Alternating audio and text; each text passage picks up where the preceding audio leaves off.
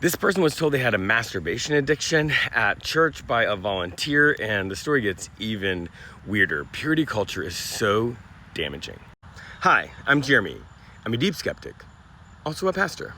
Okay, so in purity culture, everything that is sexual is a sin when it doesn't happen in between a man and a woman that are in a marriage, including masturbation. There's even a Bible verse all about that they use, but we're not going to go there.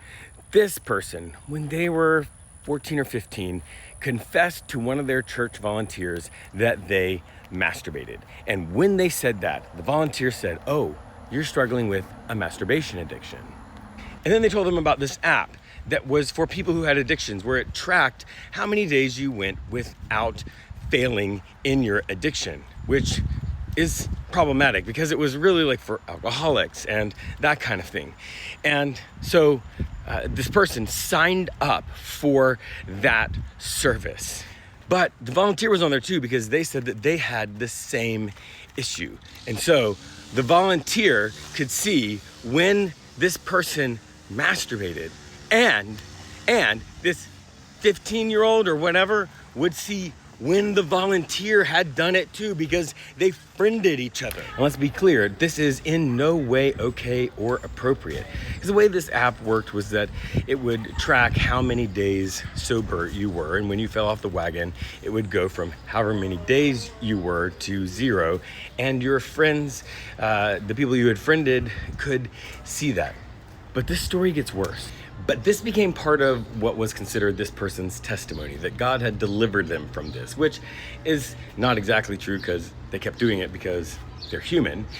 And whenever they were asked to give their testimony, a testimony in this world is like the story of your spiritual life. So whenever they were invited to give their testimony, they were expected to tell people that they had had a masturbation addiction and had been delivered by God. So they would be expected to, and they felt pressured to tell this to other Christians in small groups and to other Christians on their first date. And one time, to 400 people at the same time. The biggest problem is that this is a normal, healthy part of people's lives.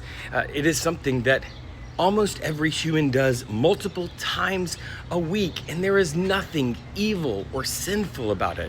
And basically, they were made to feel guilt and shame about something that is a normal, healthy part of being a human. This story keeps going and spiraling. I interviewed them on the Unbelief cast, and we talked about that. We talked about the diagnostic criteria for this as an actual problem. It's not even considered a problem, a diagnosable problem in the manual that is used in America. But we went through that. We also talked about the Bible background for that verse that evangelicals use, purity culture people use for this, and how it's in no way talking about masturbation. If you're interested in all of that, look for the Unbelief cast. It's really interesting.